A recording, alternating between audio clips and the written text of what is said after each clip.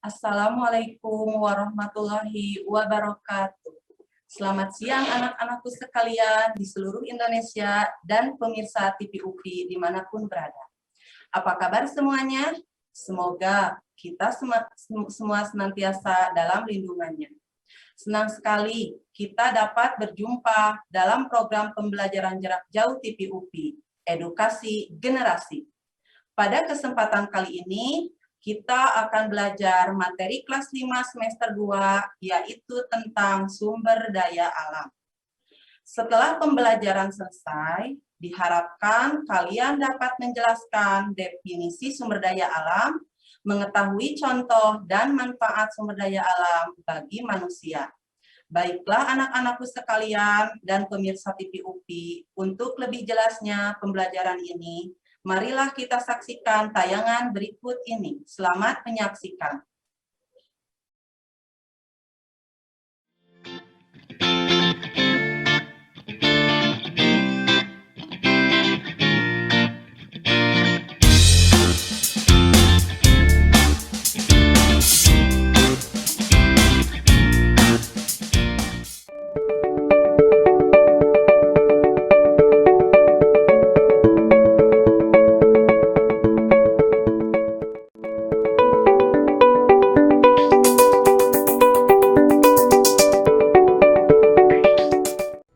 Assalamualaikum warahmatullahi wabarakatuh. Selamat pagi anak-anak. Alhamdulillah pada pagi ini kita bertemu lagi dalam pembelajaran IPA. Minggu yang telah lalu kita telah belajar tentang perpindahan panas atau kalor. Pada kesempatan ini Ibu akan menerangkan tentang sumber daya alam. Sumber daya alam ini dibagi dua, yaitu sumber daya alam yang dapat diperbaharui dan sumber daya alam yang tidak dapat diperbaharui.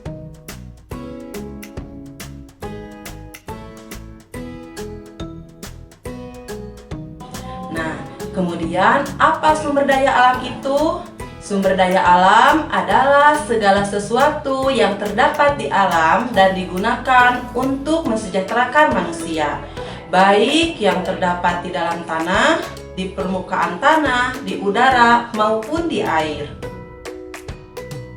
Nah, kemudian pengertian sumber daya alam yang dapat diperbaharui. Apakah sumber daya alam yang dapat diperbaharui? Nah, sumber daya alam ini adalah sumber daya alam yang dapat dihasilkan kembali dalam waktu yang tidak lama. Nah, anak-anakku, sekarang kita akan belajar contoh sumber daya alam yang dapat diperbaharui. Contohnya salah satunya yaitu tumbuhan. Tumbuhan ini dibagi menjadi tiga, yaitu sebagai bahan makanan, bahan bakar, dan bahan bangunan. Contoh sebagai bahan makanan yaitu contohnya padi, gandum, tebu, dan lain-lain. Kemudian sebagai bahan bangunan, sebagai contohnya yaitu pohon jati dan pohon pinus. Contoh sumber daya alam yang dapat diperbaharui yang lainnya yaitu air. Air gunanya yaitu untuk memasak, minum, mencuci, penambangan. Kemudian air juga dapat digunakan sebagai aset pariwisata dan PLTA atau pembangkit listrik tenaga air. Kemudian angin atau udara yang berfungsi untuk membantu penyerbukan dan sumber energi listrik. Contoh sumber daya alam yang dapat diperbaharui yang lainnya yaitu tanah. Tanah ini digunakan untuk pembangunan. Kemudian tanah ini juga untuk menyerap dan menyimpan air hujan. Kemudian dapat pula dijadikan tempat tumbuhnya segala jenis tanaman.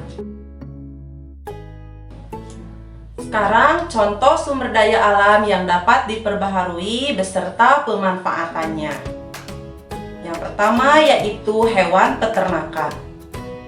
Contoh pemanfaatannya yaitu membantu pekerjaan berat manusia seperti kerbau yang digunakan untuk membajak, kuda yang digunakan sebagai alat bantu transportasi, dan gajah sebagai salah satu alat bantu angkut di beberapa daerah. Kemudian perikanan. Contoh pemanfaatan dari perikanan ini yaitu sebagai sumber pangan seperti sapi, ayam, kambing, dan perikanan laut serta darat yang dagingnya digunakan untuk dikonsumsi oleh manusia. Kemudian pertanian. Contoh dari pertanian ini yaitu padi, jagung, kedelai, sayur-sayuran, palawija, pohon, dan buah-buahan. Kemudian contoh dari perkebunan yaitu perkebunan kelapa, karet, sawit, tembakau, kapas, kopi, dan tebu. Nah, tadi itu adalah sumber daya alam yang dapat diperbaharui. Sekarang, apa sih sumber daya alam yang tidak dapat diperbaharui? Nah, sumber daya alam yang tidak dapat diperbaharui adalah sumber daya alam yang akan habis apabila dipakai terus-menerus. Lalu, apa saja sumber daya alam yang tidak dapat diperbaharui contohnya? Nah, sumber daya alam ini contohnya adalah barang tambang. Barang tambang ini bisa dijadikan sebagai sumber energi. Contoh dari barang tambang ini yaitu yang pertama adalah minyak bumi, yang kedua batu bara, yang ketiga gas alam. Minyak bumi ini diolah menjadi bensol, bensin, minyak tanah, solar, kemudian pertalite, aspal, dan lain sebagainya. Minyak bumi ini, badan usaha yang mengelolanya adalah PT Pertamina. Kemudian, gas alam ini contohnya adalah LPG, yaitu gas yang biasa digunakan oleh kita untuk memasak sehari-hari.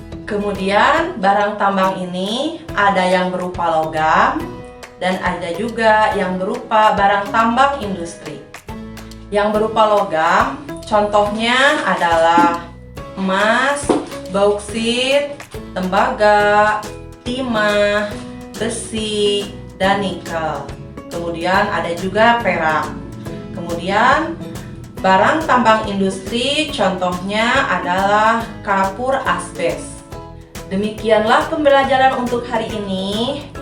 Dalam pembelajaran IPA, semoga kalian tetap semangat untuk belajar. Semoga bermanfaat. Wassalamualaikum warahmatullahi wabarakatuh.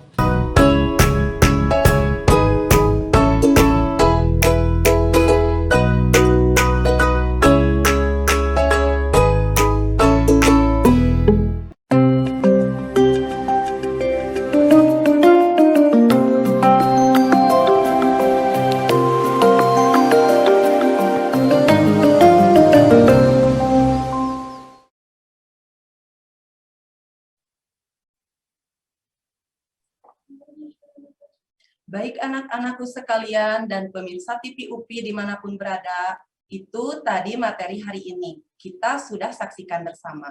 Bagaimana? Sudah paham kan? Anak-anak sekalian dan pemirsa TV UPI, sekian pertemuan kali ini. Semoga kita selalu dalam keadaan sehat walafiat dan terus semangat untuk belajar, pantang menyerah, dan tidak putus asa. Saksikan terus program pembelajaran jarak jauh setiap hari Senin dan Kamis mulai pukul 9 sampai dengan pukul 12 waktu Indonesia bagian Barat. Hanya di TV UPI Edukasi Generasi, maju terus pendidikan Indonesia. Sekian dan terima kasih atas perhatiannya. Wassalamualaikum warahmatullahi wabarakatuh.